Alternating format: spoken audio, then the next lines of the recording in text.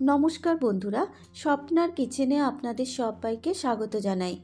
শীতকালে যেহেতু এখন বাজারে প্রচুর পরিমাণে সবজি পাওয়া যাচ্ছে, তার মধ্যে অন্যতম একটি সবজি হচ্ছে বাঁধাকপি।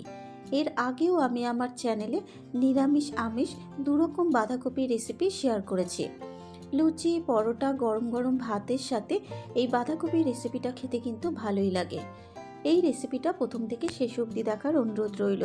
যদি রেসিপিটা ভালো লাগে অবশ্যই ভিডিওটাকে একটা লাইক করে দেবেন। তাহলে দেখে নেওয়া যাক আমি কিভাবে আজকে বাঁধাকপির রেসিপিটা বানাবো।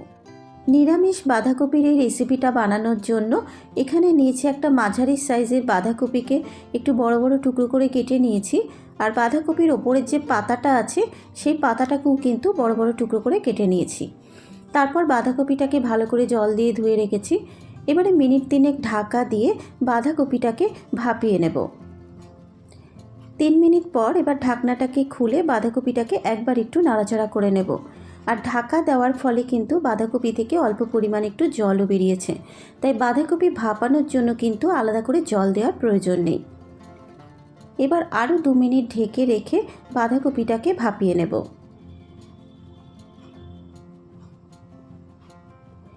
2 মিনিট পর এবার আমি ঢাকনাটাকে খুলে দিলাম। দেখুন বাঁধাকপিটা কিন্তু খুব ভালো মতো ভাপানো হয়ে গেছে। টোটাল 5 মিনিট আমি বাঁধাকপিটাকে ভাপিয়ে নিলাম। এবার বাঁধাকপির মধ্যে থেকে যে জলটা বেরিয়েছে সেই জলটাকে ঝরিয়ে নেব।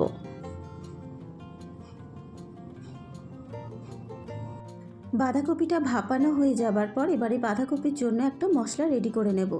কড়াইতে দিয়ে দিচ্ছি 2টো শুকনো লঙ্কা, 1 চা চামচ গোটা জিরে আর দিয়ে দিলাম 1 চা চামচ গোটা ধনে। এবারে গ্যাসের ফ্লেমটাকে মিডিয়ামে রেখে ক্রমাগত নেড়ে চেড়ে মশলাটাকে শুকনো খোলায় ভেজে নেব। 1 মিনিট নাড়াচাড়া করে নেবার পর দেখুন মশলাটা ভাজা হয়ে গেছে। এবারে মশলাটাকে একটা প্লেটে ঢেলে ঠান্ডা করে গুঁড়ো করে নেব। মশলাটা গুঁড়ো করে নেওয়া হয়ে গেলে ওই কড়াইতে দিয়ে দিলাম 3 টেবিল চামচ সর্ষের তেল। তেলটা যখন গরম হয়ে যাবে তেলের মধ্যে দিয়ে দিলাম 1/2 চা চামচ গোটা জিরে আর 2টো তেজপাতা ফোড়ন দিয়ে দিলাম। এবারে 30 সেকেন্ড মশলাটাকে ভেজে নেব যতক্ষণ না মশলাটা থেকে সুন্দর একটা গন্ধ বেরোচ্ছে।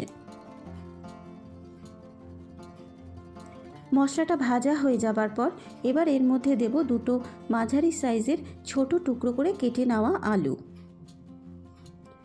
আলুর ওপরে দেব স্বাদ মতো নুন আর দিয়ে দেবো 1/2 চা চামচ হলুদ গুঁড়ো।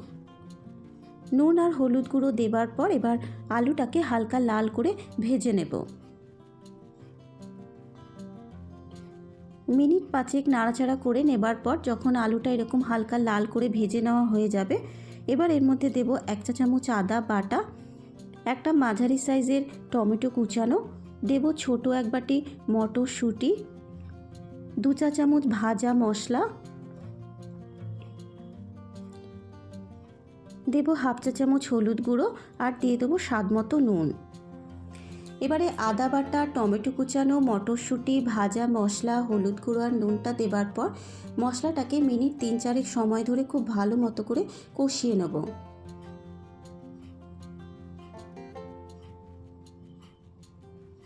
মিনিট 3 নাড়াচাড়া করে নেবার পর দেখুন মশলাটা থেকে যখন ঠিক এরকম তেল ছেড়ে আসবে এবার এর মধ্যে দিয়ে দেবো ভাপিয়ে রাখা বাঁধাকপি।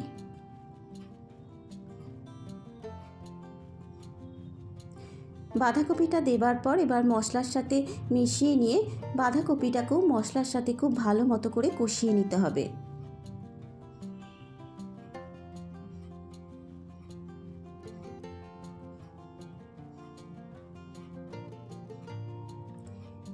মিনিট 3 বাঁধাকপিটাকে মশলার সাথে কষানো হয়ে যাবার পর দেখুন বাঁধাকপিটা কিন্তু অনেকটাই মজে গেছে। এবার এর মধ্যে দিয়ে দিচ্ছি 3টে চেরা কাঁচা লঙ্কা আর দিয়ে দেবো কালারের জন্য 1/2 চা চামচ কাশ্মীরি লঙ্কার গুঁড়ো। কাঁচা লঙ্কার কাশ্মীরি লঙ্কার গুঁড়োটা দেবার পর বাঁধাকপির সাথে মিশিয়ে নিয়ে আরও 2 মিনিট বাঁধাকপিটাকে কষিয়ে নেব। 2 মিনিট বাঁধাকপিটাকে কষানো হয়ে যাবার পর এবারে গ্যাসের ফ্লেমটাকে লোতে রেখে মিনিট 5 ঢাকা দিয়ে বাঁধাকপিটাকে সেদ্ধ হতে দেব।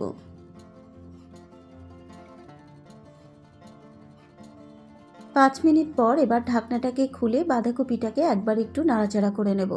আর ঢাকা দেওয়ার ফলে কিন্তু বাঁধাকপিটা থেকে বেশ কিছুটা পরিমাণে জল বেরিয়েছে, আর বাঁধাকপিটাও কিন্তু সেদ্ধ হয়ে গেছে। তাই আলাদা করে বাঁধাকপি সেদ্ধ করার জন্য জল দেওয়ার প্রয়োজন নেই।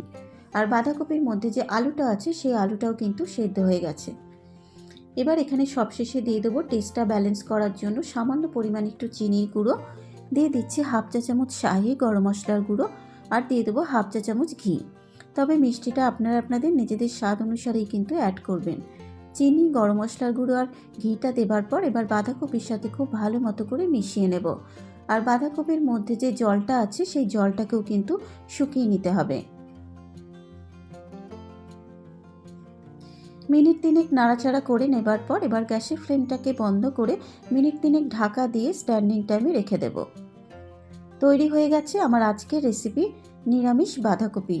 যদি রেসিপিটা আপনাদের ভালো লাগে আপনারা এভাবে একবার বাড়িতে ট্রাই করবেন ও আমাকে কমেন্ট করে জানাবেন রেসিপিটা আপনাদের কেমন লাগলো।